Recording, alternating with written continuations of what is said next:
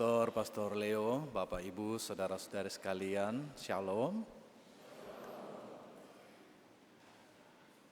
Pada hari ini sejenak kita akan diajak untuk bermenung, siapakah Yesus bagiku? Siapakah Yesus bagiku? Kita mendengarkan bersama-sama dalam Injil Matius. Yesus bertanya kepada murid-murid, "Kalau kalian mendengar kata orang, aku ini siapa?" Lalu ada berapa jawaban yang diberikan? Ada 3 atau 4. Jadi jawaban orang, kata orang tentang Yesus itu bermacam-macam.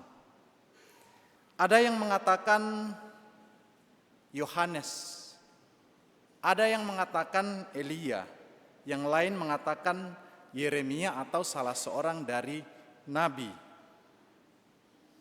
Jadi kata orang, Yesus ini macam-macam.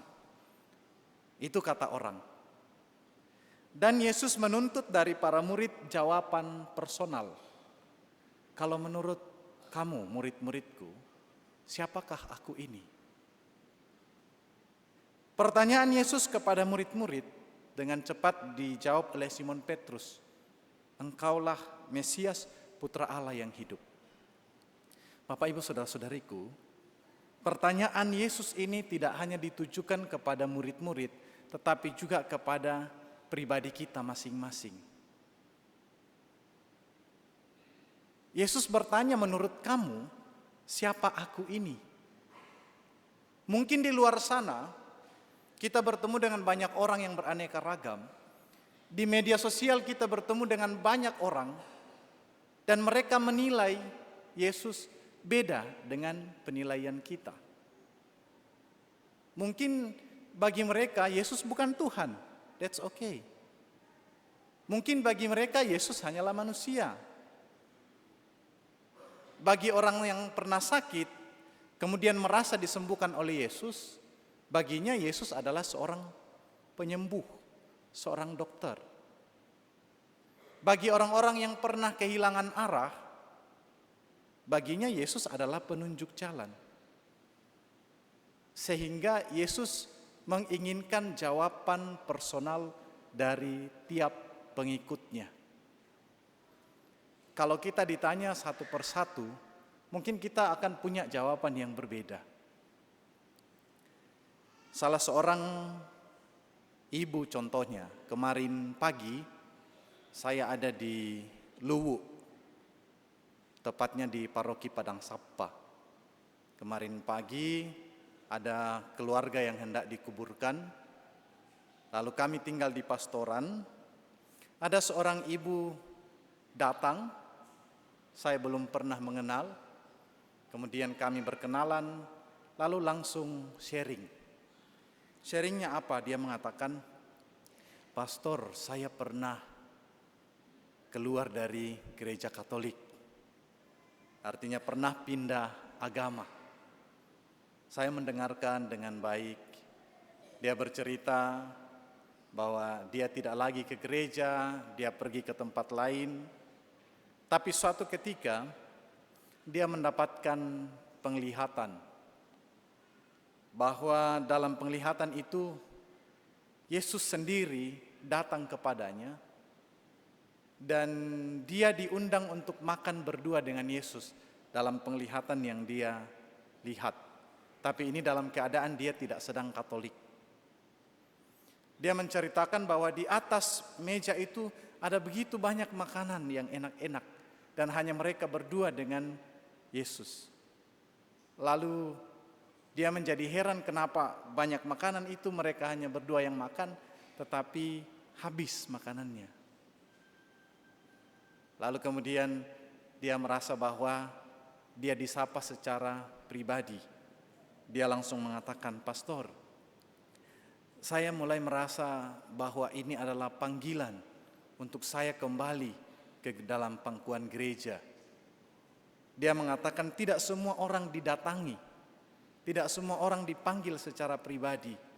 Dan Yesus sendiri yang mengatakan, saya datang kepada kamu karena kamu lemah dan saya kuatkan. Dan akhirnya setelah beberapa bulan dia kembali ke dalam pangkuan gereja dan sekarang menjadi aktivis. Saya hanya mendengarkan sharingnya dan saya melihat matanya berkaca-kaca. Saya mulai merasa bahwa sepertinya ini tidak sedang berbohong. Bapak, Ibu, saudara-saudari, kalau ibu ini saya tanya, siapa Yesus bagimu? Mungkin dia akan mengatakan adalah dia yang memanggil saya kembali saat saya tersesat. Saudara-saudariku terkasih, siapa Yesus bagi Petrus? Dia berani mengatakan engkau adalah putra Allah yang hidup. Kenapa Petrus dengan tegas mengatakan itu? Karena dari sekian banyak murid, Petruslah yang paling dekat dengan Yesus. Petruslah yang paling banyak melihat dengan mata kepala sendiri Yesus mengadakan banyak mujizat. Petruslah yang naik ke atas gunung bersama dengan 2 murid lain yang melihat secara langsung Yesus berubah rupa dalam kemuliaannya. Maka wajar kalau Petrus ini langsung mengatakan demikian. Itulah yang kemudian juga kita dengarkan dalam bacaan pertama, bahwa Yesus yang mengutus Roh Kudus itu membebaskan dia dari dalam penjara. Lalu bagaimana dengan Paulus? Bapak, Ibu, saudara-saudariku terkasih, kita kenal Paulus ini tidak hidup bersama dengan Yesus. Dia tidak seperti para rasul yang mengikuti karya Yesus dari awal. Dia hanya mendengarkan dari jauh, lalu kemudian bahkan dikatakan Saulus yang namanya sebelum berubah jadi Paulus, menjadi penganiaya jemaat. Paulus adalah seorang penganiaya yang kemudian diubah oleh Yesus menjadi pewarta yang ulung. Saudara-saudari, kalau kita membuka Alkitab, itu perjanjian baru, hampir setengahnya itu adalah tulisan Paulus. Mulai dari surat kepada jemaat di Roma, sampai di surat-surat pribadi kepada Titus, Filemon. Itu semua adalah tulisan Paulus. Bagaimana dia yang sebenarnya tidak terlalu dekat dengan Yesus, tetapi diubah oleh Yesus kemudian menjadi pewarta yang ulung. Jadi kalau Paulus ditanya, kira-kira jawabannya akan begini. Yesus, siapa Yesus bagimu Paulus?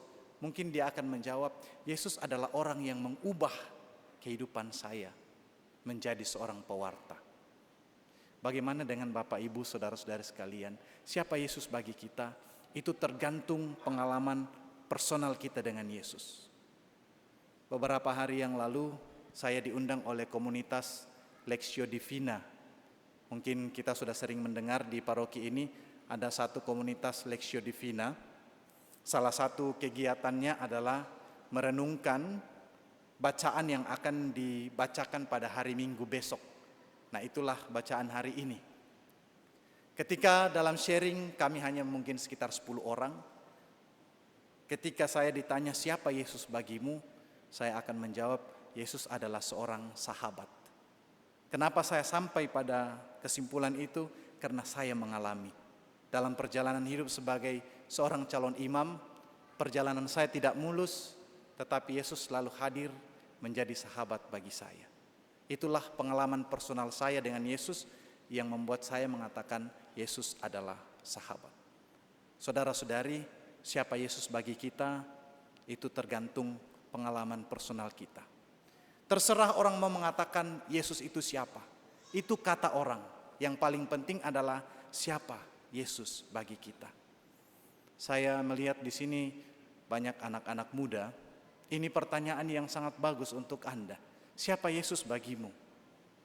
Bagi OMK Miss Dinar, siapa Yesus bagimu? Kalau yang OMK mungkin akan ada yang menjawab, Yesus itu teman curhat. Kenapa? Ya karena setiap malam, setiap overthinking, saya selalu menyalahkan lilin, curhat sama Yesus. Ya, bisa jadi ada yang menjawab demikian. Jadi Bapak Ibu Saudara-saudari, Yesus menuntut dari kita pengalaman personal kita akan Tuhan. Mari saudara-saudari, kita mengimani Yesus bukan dari apa kata orang, melainkan dari pengalaman kita masing-masing. Semoga demikian.